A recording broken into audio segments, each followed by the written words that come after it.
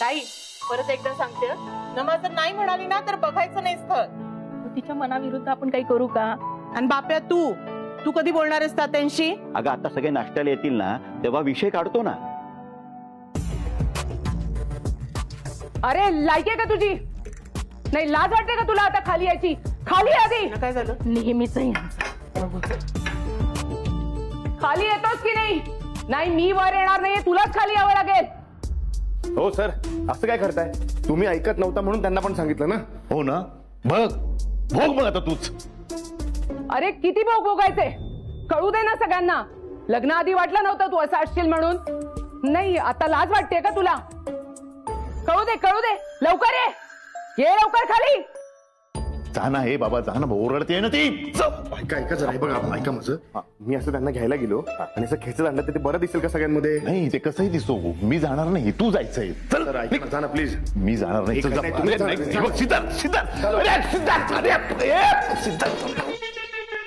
महालक्ष्मी तू आधी वर चल बरं. इथे 10 लोकांमध्ये काय तमाशा आहे तुझा? वरती बोल, काय बोलायचंय ना वरती बोलतो. नो, जे व्हायचंय ते इथे होऊन जाऊ दे. या सगळ्यांना कळू दे ना तू कसं असते. ए मूर्खबाई, मूर्खपणा करू नकोस. तू वरती चल. नो चल तू चल वरती. महालक्ष्मी वर चल. तू चल वरती चल. आता काय हे का भांडताय? अहो यांची भांडणं आहेतच ना रत्नाक्का. अरे हो विसरलेच, घटस्फोट होणार आहे ना यांचा. मी पण आता काय करायचं? अगं नमुला स्थळ आलंय, तात्या बोईबाईंना सांगायचंय. आणि नमुला सांगायचं म्हणजे ते एक टेन्शन आणि त्या त्यांची भांडणं. आता काय करायचं? यांची भांडणं सोडवली पाहिजे, किमान यांना शांत तरी राहायला सांगितलं पाहिजे. अहो या कडक लक्ष्मीचं काही सांगता येत नाही. उद्या ना मला पाहुणे पाहायला आले आणि ही त्यांच्या समोर 82 अशीच भांडत राहिली तर?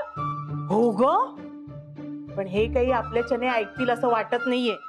यांना आहे ना आधी ती समजून सांगू शकते. थांबा जरा. अदिती, ए अदिती.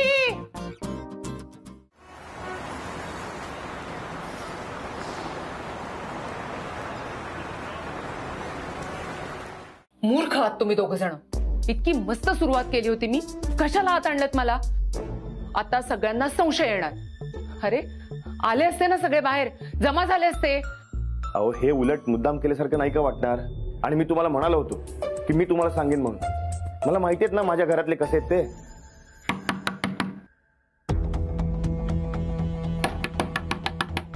मॉम, डॅड, प्लीज दार उघडा. बोला. अदिती बेटा, अदिती बेटा, तुम यात पडू नकोस. आणि मी तर आता गप्प बसणारच नाही. खूप राग आलाय मला. मॉम, डॅड, हे बघा तुम्ही माझ्या सासरी आहात, स्वतःच्या घरी नाही आहात. मला एम्बॅरेस फील होतं तुमच्या अशा वागण्यामुळे. तुम्ही भांडू नका बरं. नाही, एकदाच काय ते भांडण होऊन जाऊ दे. मी गप्प बसणार नाही आता. हो अदितीला वाटतंय तुमच्या दोघांचं भांडण सुरू आहे. व्हॉट? हो मॉम, काय झालंय? आता इतके दिवस तर सगळं चांगलं होतं, आता काय झालं अचानक भांडायला? बघा सर, आता तुम्हीच काहीतरी करू शकता. सर सगळ्यांना कळायला हवं की तुम्ही माझ्यावर भडकलात. माझी कॉलर पकडा आणि मला बाहेर न्या. मी नाही असलं काही करणार. सर प्लीज ऐका माझं. हे बघा पाय तर मी हात जोडतो, तुमच्या पाय पडतो. प्लीज ऐका माझं. बाहेर सगळे जमले असणार, तुम्ही त्यांच्यासमोर माझी लायकी काढा. मला नाही ते बोला. आणि असं बोला ना की घरातले सगळे असे हादरले पाहिजे. दरवाजा उघडा. सिद्धार्थ, कशाला मिलिंदला मस्का मारतोस? तो काहीही करणार नाही. पण मी आहे ना, तू आता बघच महालक्ष्मी काय चीज आहे ते. विहीनबाई, अहो काय झालं? आपण शांततेने बोलून मार्ग काढू ना, पण भांडू नका तुम्ही.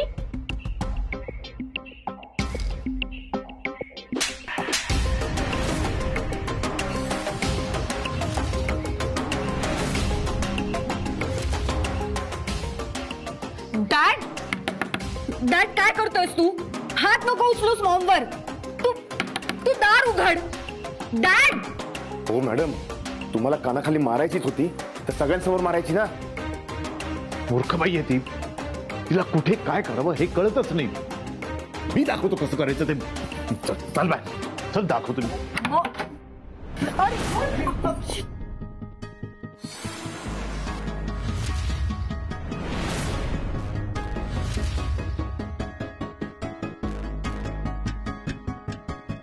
मॉम, काय आहे हे? अदिती, तू आता याच्यामध्ये पडू नकोस.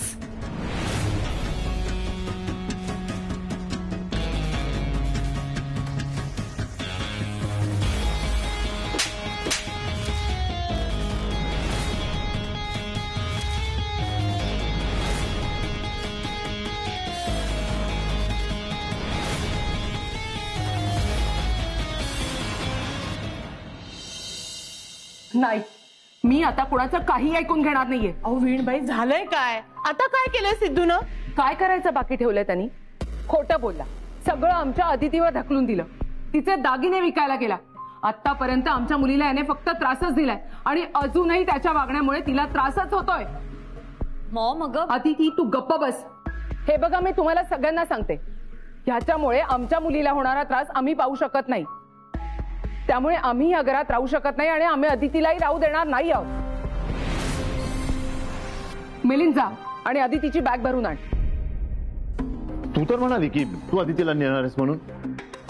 नाही म्हणजे मला असं म्हणायचं की तू मगाशी म्हणालीस ना की अदितीला तू घेऊन येणार आहेस म्हणून. मिलिंद, आत्ता मुद्दा हा आहे का की अदितीला तू तुझ्या घरी नेणार आहेस की माझ्या घरी नेणार आहे? मुद्दा आता हा आहे की अदिती याच्या बरोबर सुखी राहू शकत नाही. त्यामुळे तिला तू नेलंस काय किंवा मी नेलं काय, तिला इथून घेऊन जाणं जास्त इम्पॉर्टंट आहे. काय झालं वीणबाई? तुम्ही देशमुखांनी फसवलंय आम्हाला.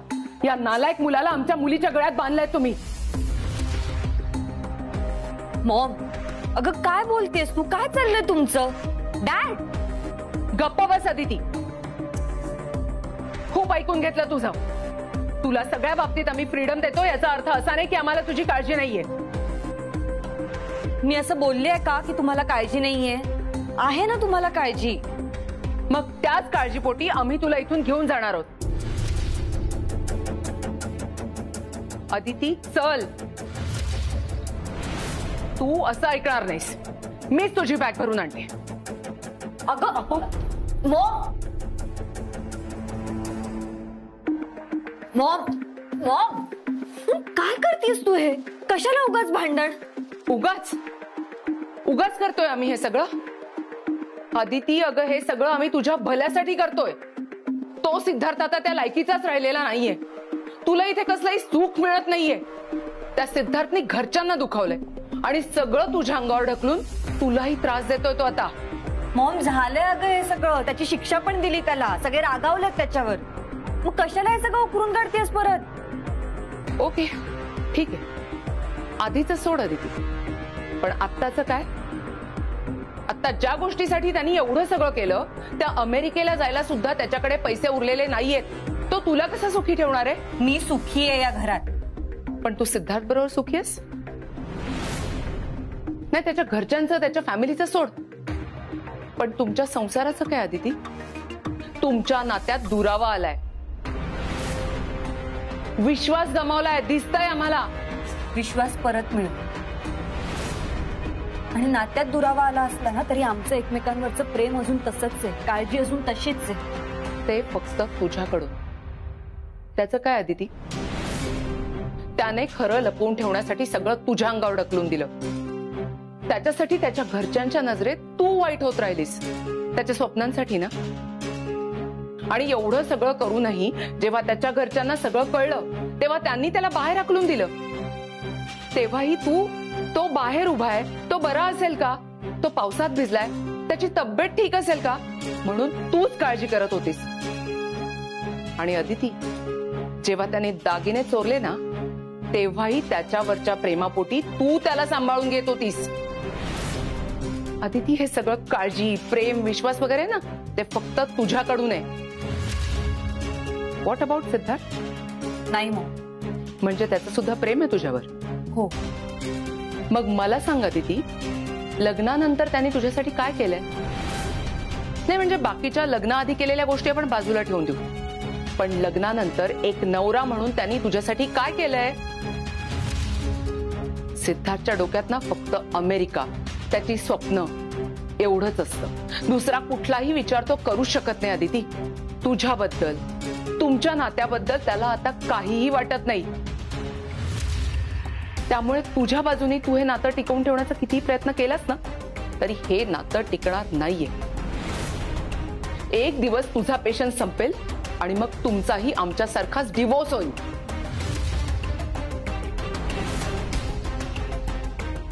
आता तुम्हीच सांगा, काय राहिलं याच्याकडे? अहो, तुम्ही तरी राहिलात का याचे? आमच्या डोळ्यासमोर तुम्हाला हा त्रास देतो. घरावरचा, बिझनेसवरचा हक्क तुम्हीच काढून घेतलाय ना त्याचा. आणि हा काय म्हणतो, मी इथेच काम करून पैसे कमवून अमेरिकेला जाईल. आणि काम काय माहितीये? इथे भांडे घासणं, गोठा साफ करणं, घरच्यांना स्वयंपाकामध्ये मदत करणं, ही असली कामं. अरे अशाने आयुष्य निघून जाईल पैसा गोळा करून अमेरिकेला जाण्यासाठी. आहे सिद्धूला त्याची स्वप्न पूर्ण करायची असतील तर कष्ट तर करावेच लागतील. आता त्याने कुठलं काम करायचं, गावात करायचं का मुंबईला जाऊन करायचं, आता अमेरिकेला जाण्यासाठी पैसे कसे उभे करायचे हे तो ठरवेल. आणि त्यामुळे सुनबाईला कुठल्याही प्रकारचा त्रास होणार नाही, तिला काहीही कमी पडणार नाही. तात्या, हे बघा, माझी मुलगी एका फॅक्टरीची मालकीण आहे. अर्थात तुम्हीच तिला मालकीण केलंय, तुम्ही तिला सांभाळून घेताय, तिची काळजी करताय, तिला सपोर्ट करताय, हे सगळं ठीक आहे. पण संसाराचं काय? तात्या, माझ्या आदितीला सगळ्यात जास्त भीती कसली वाटते माहितीये? नातं तुटायची. आणि यांचं नातं त्याच दिशेला चाललंय. तात्या, आदितीचा विश्वास गमावला याने, तिच्यावर प्रेम करतो म्हणतो ना, मग सगळ्यात जास्त त्रास यानेच तिला दिलाय. पुढे काय अपेक्षा करायच्या ह्याच्याकडून? हा, त्याची काय लायकी आहे?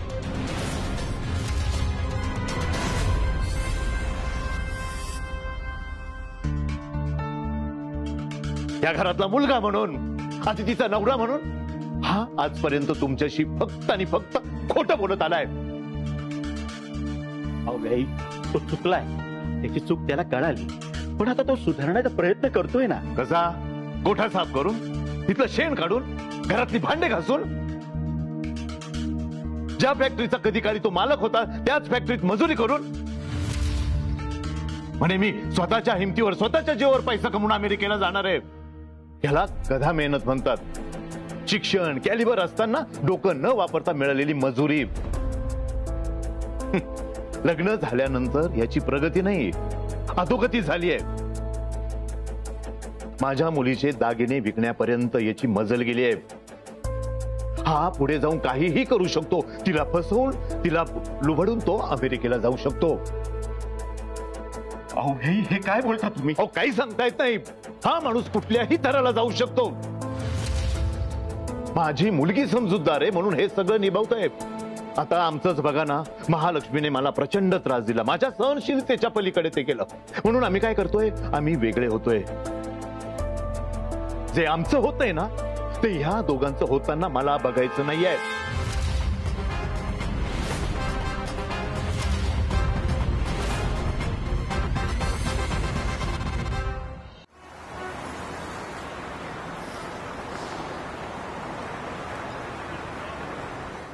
नाही मग, आमचं नातं कधीच तुटू शकत नाही. काही झालं तरी सेटला सोडण्याचा मी विचार सुद्धा करू शकत नाही. हो, मग वागू देत त्याला कसंही. तू सांभाळून घेत जा, असाच चालू दे तुमचा संसार. मॉम, काही गोष्टी सांगून सुधारता येतात आणि काही गोष्टींचा अनुभव घ्यावा लागतो. सेटला सुद्धा येईल कधीतरी अनुभव याचा. या कुटुंबाचं, या माणसांचं महत्व येईल त्याच्या लक्षात. आपोआप सुधरेल तो, कारण तो मनाने वाईट नाहीये. नाहीतर मी लग्नच केलं नसतं ना त्याच्याशी. मॉम, आता तो चुकतोय कारण तो भरकटलाय, पण येईल तो सुद्धा मार्गावर परत. आणि मॉम, मुळात आमचं नातं इतकं तकलातू नाहीच आहे की या सगळ्या गोष्टींमुळे ते तुटेल. त्यामुळे तुला कितीही काळजी वाटली, जरी माझी बॅग भरलीस तरी मी या घरातून निघणार नाही. अदिती, मॉम प्लीज, मी हे घर सोडून कुठेही जाणार नाहीये. तू चल खाली आणि डॅडला सुद्धा समजव. अदिती, आता समजवण्याची गरज तुला आहे. ऐक माझं, चल इथून. मॉम प्लीज, सॉरी, मी नाही येणार आहे कुठेही. आणि तू माझं ऐक. आणि डॅडला सुद्धा सांग, शांत व्हा तुम्ही जरा आता, थांबवा हे सगळं. अदिती मॉम, माझ्यासाठी प्लीज. खाली तर तमाशा करायचा, एकदम जाऊन समजूतीने कसं बोलू? सर मी तुमच्या पाया पडतो सर, प्लीज प्लीज माझं ऐकून घ्या. नाही तुमचं म्हणणं बरोबर आहे सर, पण मी पण अदितीवर खूप प्रेम करतो. मी सगळं करेन तिच्यासाठी, पण तिला माझ्यापासून लांब नेऊ नका. बघा ना सर, म्हणजे मोठ्या बहिणीची मला शिक्षा दिली होती ना, ती द्या. हवं तर कोंडून ठेवा, उपाशी ठेवा. पाहिजे तर रोज तुमचे बूट पॉलिश करेन मी सर. पाय चेपून देईन. तुम्ही जे सांगाल ते मी करीन सर, पण प्लीज प्लीज सर, अदितीला माझ्यापासून लांब नेऊ नका. हे बघ सिद्धार्थ, तू कितीही वेळ माझ्या समोर हात जोडले, माझ्या पाया पडला ना, तरी मी तुझं काही एक ऐकणार नाहीये. तुम्ही तुमच्या घरातल्या भानगडी आधी सॉल्व्ह करा, मग अदितीला मी परत पाठवतो. ओके? तात्या, मला थांबा तात्या. माझ्या मनात नाही ते विचार येत आहे. यांचा संताप बघून मला नाही वाटत आदितीला हे परत आपल्या घरात येऊ देतील. हे नाना गप ना. अरे घरातली लक्ष्मी आहे, बाहेर कशी जाणार? व्याई, तुमचं म्हणणं कळतंय हो मला, पण खरंच असं नका करू. आम्ही घेऊ ना सगळं सांभाळून. व्याई, तुमचं म्हणणं सगळं पटतंय. म्हणजे मला जर मुलगी असती ना, तर मी सुद्धा असंच वागलो असतो. एक विनंती आहे, सिद्धूला सुधारण्याची जरा संधी मिळावी. देतो ना संधी. आधी त्याला सुधारू द्या, तुमच्या घरातले वाद मिटू द्या, मग पाठवतो ना तिला. हो चला. हे काय, अदितीची बॅग कुठे आहे? निघायचंय ना आपल्याला? डॅड, मी नाही येणार आहे. मी या घरची सून आहे आणि मी स्वतःहून सांगते, मी आनंदी आहे इथे. तुम्ही नका काळजी करू. मॉम, सांग ना डॅडला. काय सांगू? आत्ताच तर तमाशा सुरू झालाय, लगेच कसं संपू? आणि ते सुद्धा मी. हे बघा दिदी, मी कुणाचं काही एक ऐकणार नाहीये. हा, ताबडतोब निघायचंय आपल्याला. अगं किती त्रास झाला या सिद्धार्थमुळे तुला.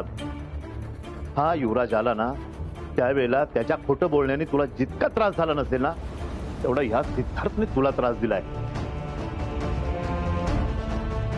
इथून पुढे जर तुम्ही माझ्या आणि अदितीच्या मध्ये आलात तर ते मी सहन करून घेणार नाही. मग मी अदितीला सगळं खरं खरं सांगून टाकीन की आम्हाला त्रास देण्यापासून ते युवराज इथे येईपर्यंत या सगळ्या मागे तुम्ही होतात. ही चांगली संधी आहे. मला धमकी दिली होतीस ना सिद्धार्थ, तू माझ्या मुलीच्या नजरेत मलाच उतरवणार होतास ना. आता बघ. डॅड, प्लीज जरा शांत होशील का? मॉम, अगं सांग ना तू.